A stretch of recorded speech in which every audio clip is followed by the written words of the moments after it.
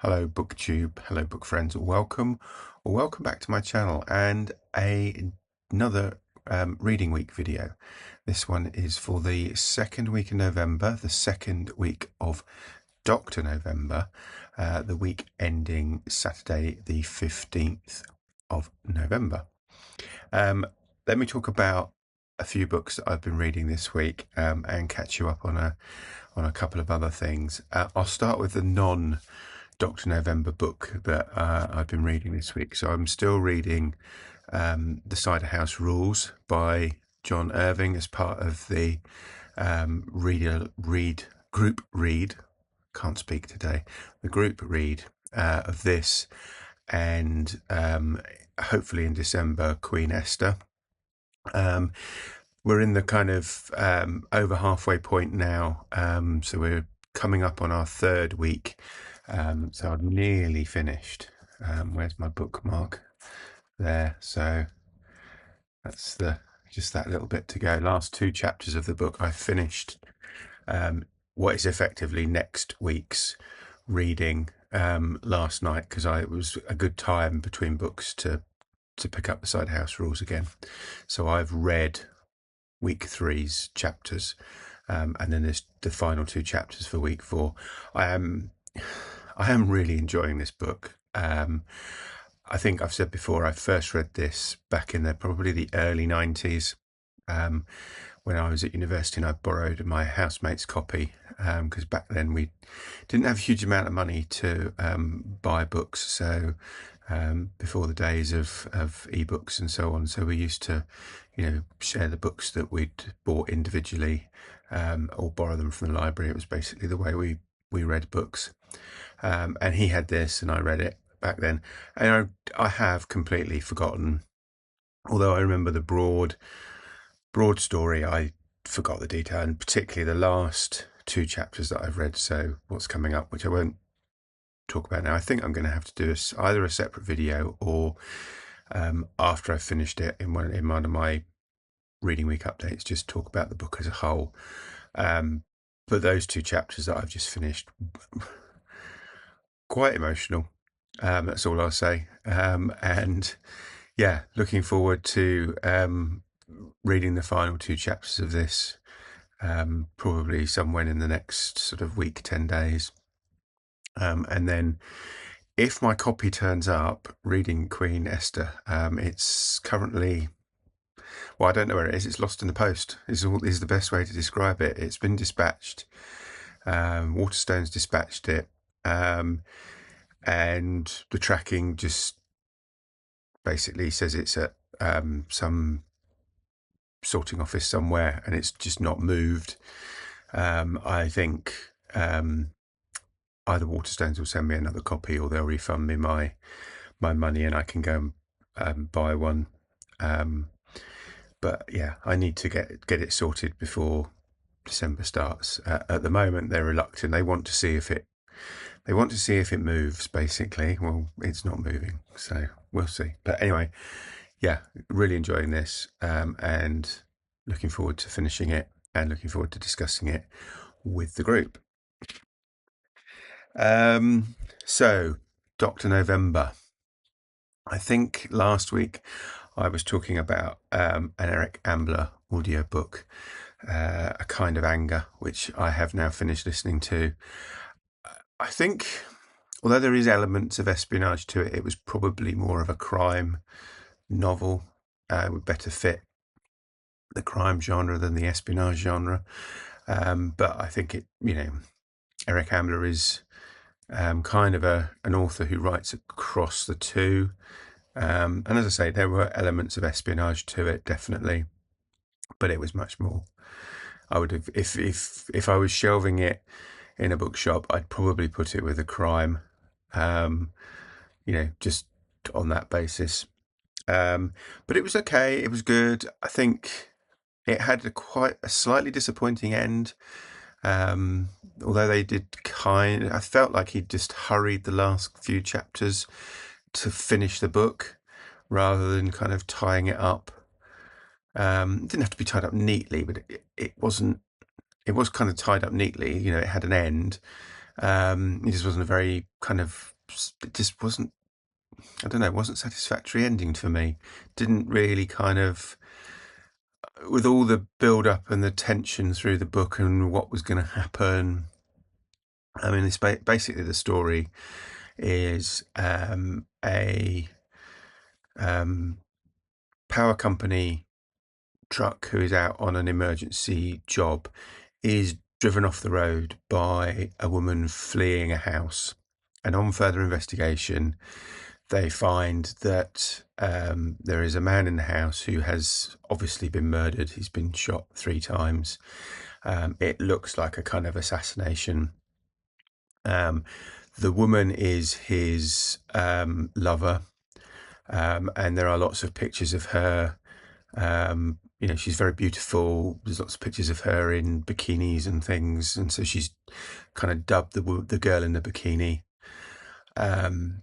And nobody really knows what happened. Obviously, the police want to speak to her because she was presumably in the house and either murdered the man or, was there when it happened. So obviously the police want to talk to her, but she kind of vanishes without a trace. The man is was a colonel in the Iraqi government / army. And he had been seeking political asylum because of a change in the Iraqi regime while he was out of the country at a conference. So that's the basic start to the story. And then the main protagonist is a journalist who is, he has some mental health problems. He's had a breakdown. He's seen by his employers as a bit of a loser, but he is sent to see if he can track down the girl because he works for a magazine, the editor of which has had a nod and a wink that she knows a man who has helped her, and so the journalist is sent to kind of find the man, see if he knows where she is, and then and so he does find her, and then the story comes out about how the colonel was shot, how he was murdered, and what happened and why it happened, and then there is a kind of sort of, this is a bit more of the espionage. There is a kind of deal done between the girl and the journalist to get her story out of what actually happened, and it results in there being potentially some financial transaction for some secrets that the colonel had, which is basically the reason he was murdered. So it's quite a complicated sequence of events, not so much the plot, just the sequence of events. And they go through all of that, and it's there's quite a bit of tension, and then it just kind of ends. Well, hang on a minute. You've been building up this tension for 180 pages, and then you just end it in the last 5. What's going on? So yeah, it's a great story. Very, I think, very typical Eric Ambler from the books that I've read. Just he didn't land the ending to my mind, but there you go. But I would recommend. I listened to it as an audiobook, as I say, but I would recommend it. It's worth a look, either as a crime novel or as a spy novel or a thriller. Take your pick. It's somewhere in there. It covers all genres in that spectrum anyway. When I finished that, and I think I mentioned this book last week, I've also been reading War in the Shadows, which I think I called The Shadow War or something by mistake last week. So War in the Shadows by Patrick Marnham, which is around, this is the second book he's written about this particular individual and Special Operations Executive Cell during the Second World War. So the individual is Jean Moulin, who was a prefect, so a kind of senior local government official in France at the start of the Second World War. He is, or he refuses to help the Nazis. Basically, the Nazis want him to sign a piece of paper that says that a certain group of people, including some Jews and other non-Aryan races, have been committing acts of terrorism, sabotage, and things. And he refuses. He says, "No, I'm not doing that. They're not guilty of that. I know that." So they try to persuade him, i.e., beat him up, torture him, and he doesn't give it. So they basically they let him go. But obviously he's no longer the prefect of the town. And ultimately he becomes the leader of a resistance cell supported by SOE. Ultimately he is betrayed. And the first book Patrick Marnham writes is kind of about that story.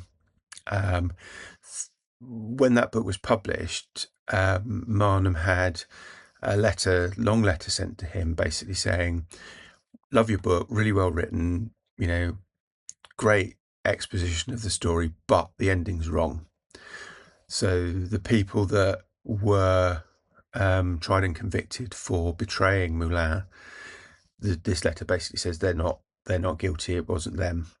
So he goes back to the paperwork and kind of revisits his research to see, did he make a mistake? Is this anonymous letter right? Because the letter writer doesn't say who they are. They don't say why they know that the people convicted were innocent. It just says he basically got it wrong. And they don't say who it was either. So Marnham goes back, as I say, through his research. He tells this story because he tells it from the start of the book is basically his experience in how he got to find out about Jean Moulin and that resistance cell, which is when he was a sort of 17, 18-year-old. So before he started university and while he was at university, every summer his dad sent him to a large house in the French countryside in order to improve his French. So basically his dad said, "Get in the car, drive here, ask for this lady called Nanny, and stay there for the summer and learn French." It was kind of basic. So, this is like he'd only just passed his driving test. His dad just sent him off in a Mini, I think it was, to go into the French countryside to stay with Nanny, and there were lots of other people there, kind of all doing similar things. Trying to improve their French, or they were using it as a retreat to write a book, or so it's basically kind of almost like a commune, I suppose. And he did this over several years. So like when he was 17 and then through university, and then he kind of went back a couple of times. But he got to know the lady called Nanny and the family that owned the house, who were also part of this resistance cell at various times. So he got to know the story of Jean Moulin. So the first part of the book is kind of a memoir of him staying in the chateau when he was 17 to early 20s each summer. And then he kind of picks the story up about the letter he received after writing the first book and so on. And, he takes you through his conclusions. I kind of feel like I need to read the last bit of the book again because there are all sorts of, and this is why it was a real Dr. NoVember non-fiction pick, because there is real questions about who betrayed Jean Moulin. I think by the end of the book, he's fairly certain it wasn't the people who were originally tried and convicted for that crime. It was possibly the communist resistance cell. So there's a communist resistance cell and a kind of I don't want to say, there's basically there's the communists, and then there's the the the right of centre. So they're not the fascist Nazis, but they're not the communists. So there's the two kind of resistance cells, which really don't have anything to do with one another. You've also got SIS, so MI6, who are separate from SOE and are basically the two don't collaborate, they compete. So there's a possibility that it was SIS who betrayed Jean Moulin. So there's all sorts of permutations. Even Kim Philby gets a mention because he would have been working for the Russians at the time. He wasn't very senior, but there's all sorts of, as I say, permutations and variations around who it actually was. And I think I need to reread that last bit because I feel I got a little bit lost in the weeds in terms of the story at that point.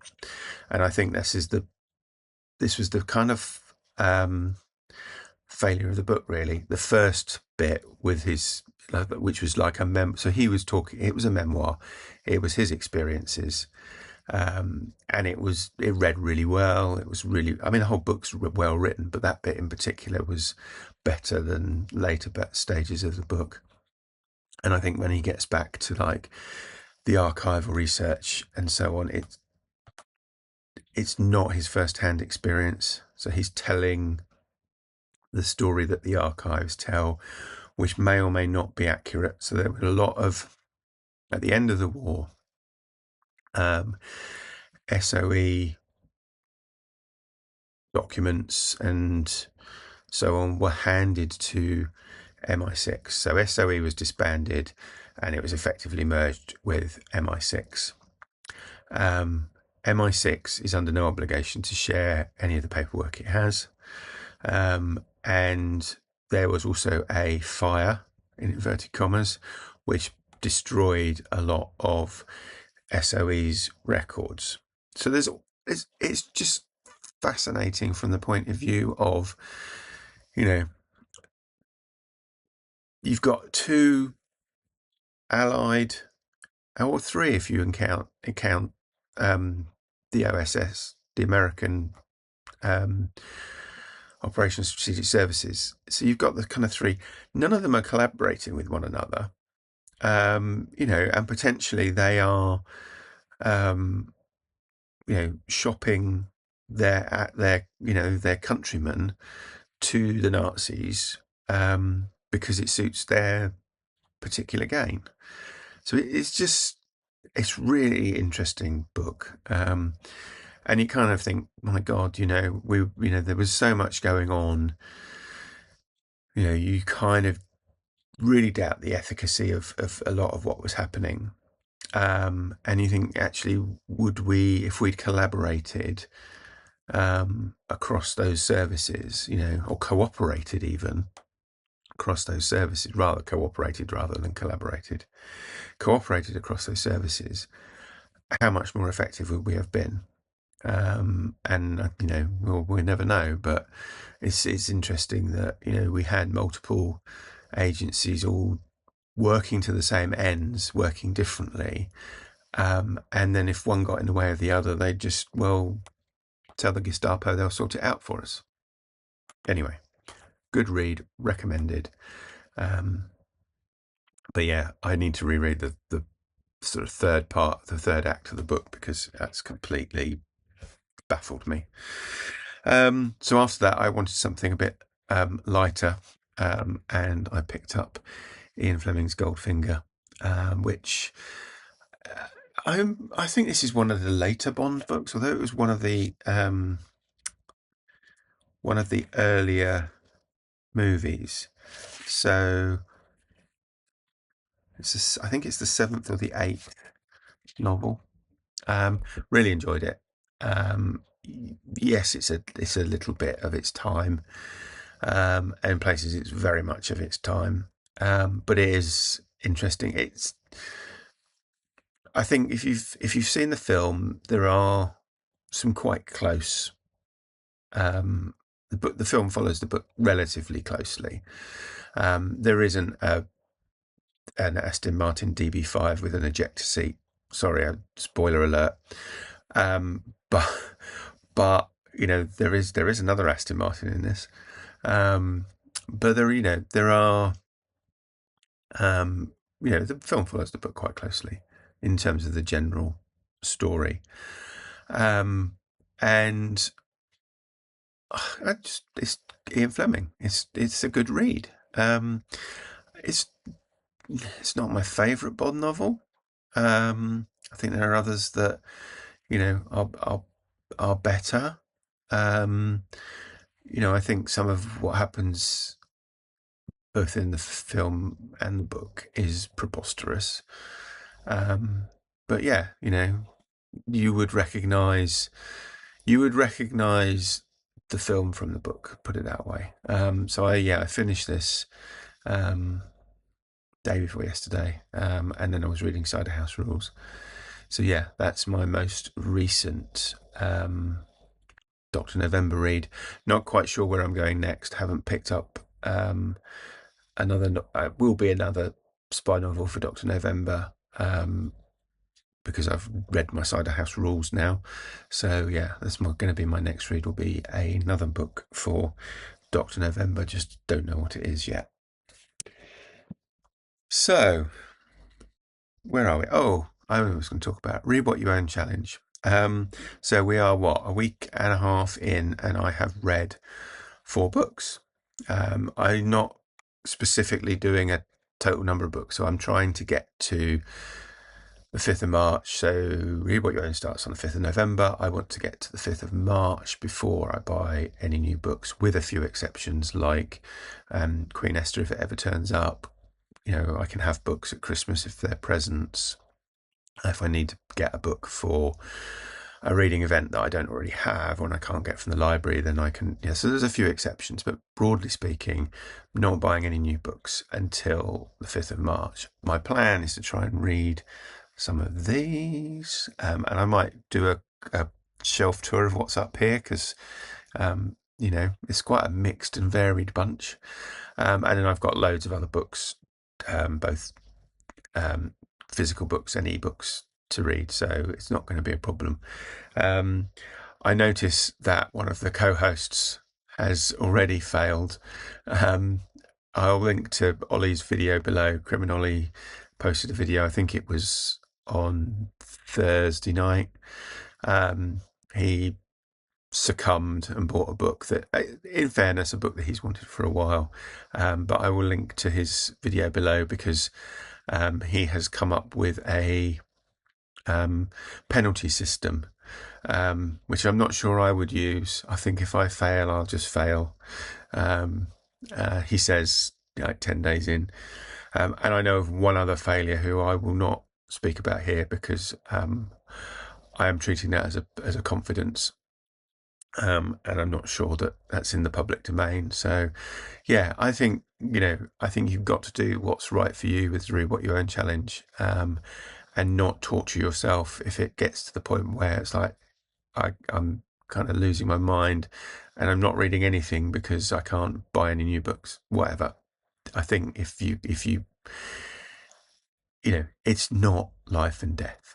It's a booktube challenge at the end of the day. So anyway, and then I've also seemed to have passed 500 subscribers, which it wasn't that long ago I sat here and said I've just passed 400. So I don't know quite when I did 400, but it wasn't that long ago. It was I think within the last couple of months. So yeah, thank you to all 500 of you who subscribe to this channel. And thank you if you don't subscribe but you're watching this now. I appreciate the time. And that, I think, is it for now. So if you have been, thank you for watching, and I will speak to you again soon.